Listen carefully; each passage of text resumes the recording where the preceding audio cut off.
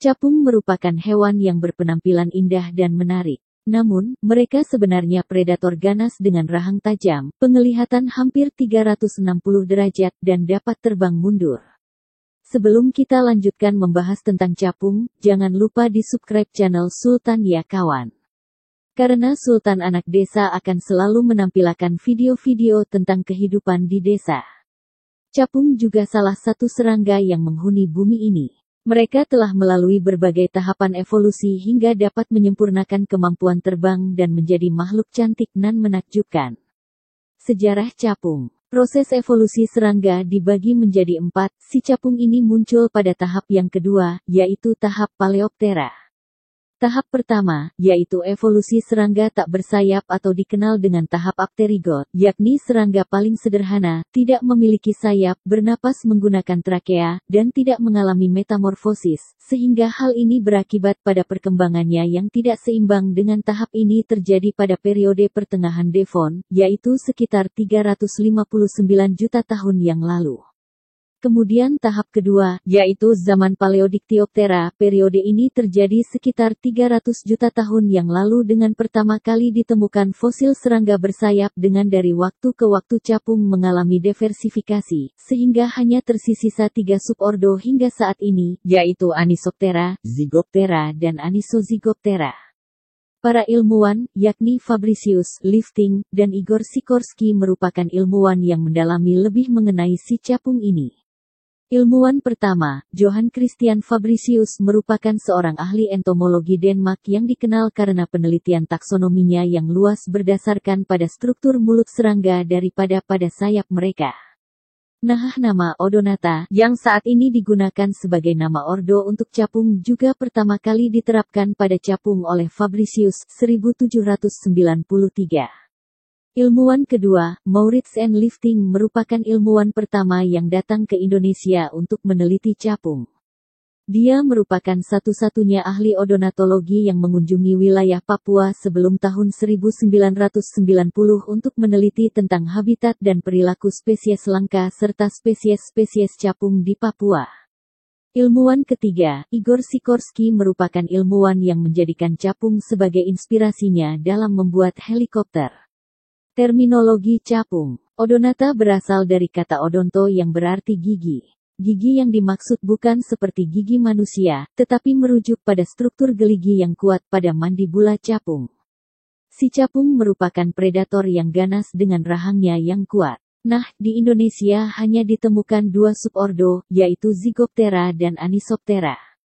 Perbedaan dari keduanya, yakni subordo Zygoptera, saat hinggap sayap menutup dan menangkap mangsa yang hinggap, sedangkan subordo Anisoptera, saat hinggap sayap terbuka dan menyambar mangsanya. Pada fase nimfa, si capung ini dapat memangsa berudu, jentik-jentik dan hewan-hewan lain yang lebih kecil dengan dibantu oleh matanya yang tajam dan kakinya yang dapat menyingkram mangsanya, dan juga bisa memakan makhluk hidup kecil, krustacea dan lain-lain. Kemampuan mata majemuk capung serta tungkainya dilengkapi oleh brisel untuk mencengkram mangsanya. Si capung memangsa dengan menyambar dan cara makan capung dengan terbang dan mengunyahnya. Istilah fase nimfa untuk ordo Odonata yang dimana habitatnya di perairan, yakni Sinaiad sebagai serangga yang dapat masih di air. Morfologi capung. Komparasi morfologi subordo Anisoptera dan subordo Zygoptera. Untuk mengenal capung dengan lebih baik maka salah satunya adalah melalui morfologinya. Morfologi secara awam sering disebutkan pula penampakan tubuh capung. Insekta memiliki bagian utama tubuh yang terdiri atas kepala, toraks, dan abdomen. Morfologi capung itu tentu layaknya insekta, terbagi atas 3 bagian yang utama, pertama caput, kemudian toraks yang menempel dari caput hingga ujung sayap, kemudian yang berlakang yakni abdomen. Capung juga dilengkapi oleh sayap, kaki, antena, dan banyak organ lain. Capung biasa dan capung jarum berbeda, ukuran Anisoptera itu besar dan yang Zygoptera itu lebih kecil bagaikan jarum. Bentuk caput Anisoptera dan Zygoptera itu berbeda. Ada antena di dekat mata. Mata pada capung itu majemuk, ada banyak dan ada 2 jenis mata, yakni mata tunggal dan mata majemuk. Caput capung terlihat besar akibat dari adanya mata majemuk tersebut. Pembeda caput antara Zygoptera dan Anisoptera terletak pada matanya yang berhimpit pada Zygoptera dan yang tidak berhimpit pada Anisoptera. Mata pada capung dapat melihat hampir 360 derajat sehingga capung dapat melihat ke segala arah. Selain mata, pada caput juga terdapat antena dengan jumlah yang tidak banyak. Pada caput terdapat pula labium atau rahang yang berfungsi untuk makan. Selain itu ada pula front leg dan vertex. Bagian caput capung dan perbandingan mata pada caput subordo Zygoptera dan subordo Anisoptera. Selanjutnya pada toraks dada, dibagi menjadi dua bagian utama. Yang pertama ada protoraks yang dibaratkan seperti leher pada capung, lalu lanjutannya ada bagian sebelum abdomen yang disebut toraks. Di toraks ada bagian yang menempel, yaitu sayap dan kaki. Kaki capung berjumlah 3 pasang. Untuk sayap, terdapat perbedaan pada Anisoptera dan Zygoptera yang terlihat ketika hinggap yakni merentang pada Anisoptera dan pada mengatup pada Zygoptera. Perbedaan sayap lainnya, yaitu pada Zygoptera sebangun sedangkan pada Anisoptera lebih besar sayap belakang daripada sayap depan. Pada sayap capung terlihat bagian seperti jaring-jaring yang merupakan kerangka dari sayap capung yang umum disebut sebagai venasi.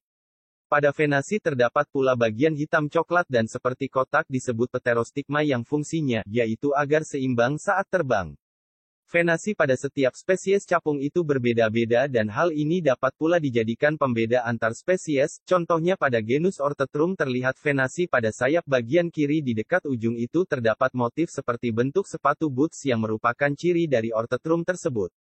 Komparasi sayap dari subordo Anisoptera dan Zygoptera. Pada kaki capung, bagian yang di atas itu disebut femur dan bagian bawahnya disebut tibia yang kemudian diteruskan terdapat tarsus.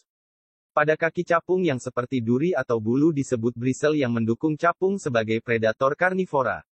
Bristle berfungsi untuk mencengkram mangsa. Kaki capung perut atau abdomen capung terdiri dari 10 ruas. Perlu diingat bahwa capung ini termasuk arthropoda yang tubuhnya beruas-ruas dan pada abdomennya juga tentu akan memiliki ruas.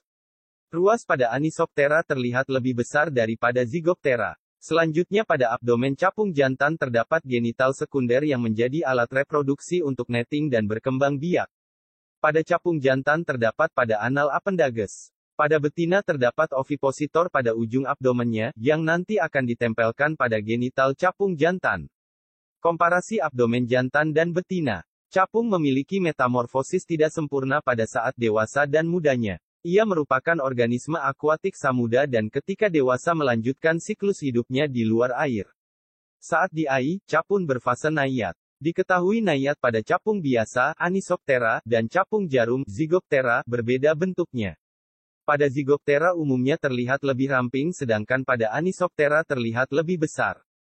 Perbedaan lain juga terlihat pada gills atau yang biasa disebut insang, yaitu pada naiad Zygoptera letaknya ada di luar tubuh dan bentuknya seperti kipas sedangkan pada Anisoptera letaknya ada di dalam anus. Demikianlah pengetahuan tentang capung yang Sultan ketahui. Kalau teman-teman punya pengetahuan lain, jangan lupa ditulis di kolom komentar. Sampai jumpa pada video-video berikutnya.